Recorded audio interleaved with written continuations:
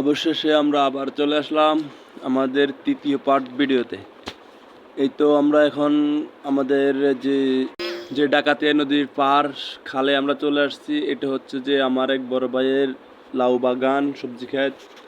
উনি এখানে অনেক টাকা ইনভেস্ট করেছেন, কিন্তু এখান থেকে উনি সেই পরিমাণ কোনো টাকাই উপার্জন করতে পারেনি।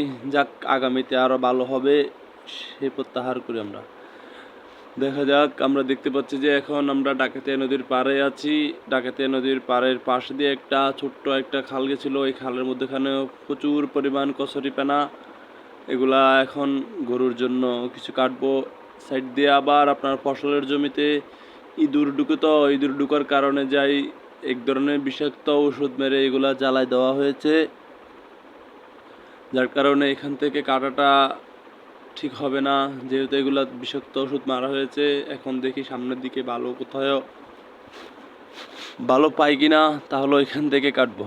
আর বিশেষ করে আমি তো একা মানুষ, যে আপনাদেরকে হয়তো বা কাটার ভিডিওটা হয়তো বা দেখানো আমার দ্বারা পসিবল না, কারণ আমি একা মানুষ।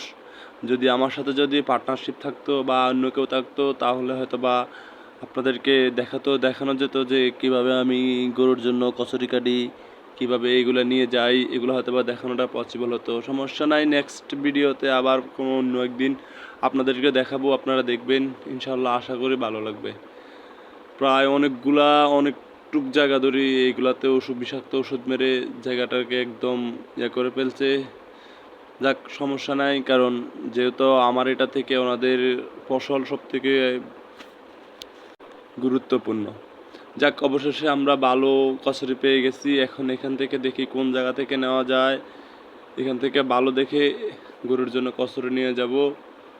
পরবর্তী ভিডিওতে আপনাদেরকে দেখাবো ইনশাআল্লাহ। আশা করি আপনারা সবাই আমার ভিডিওতে সাবস্ক্রাইব করবেন, লাইক করবেন, আমাকে উৎসাহ দিবেন।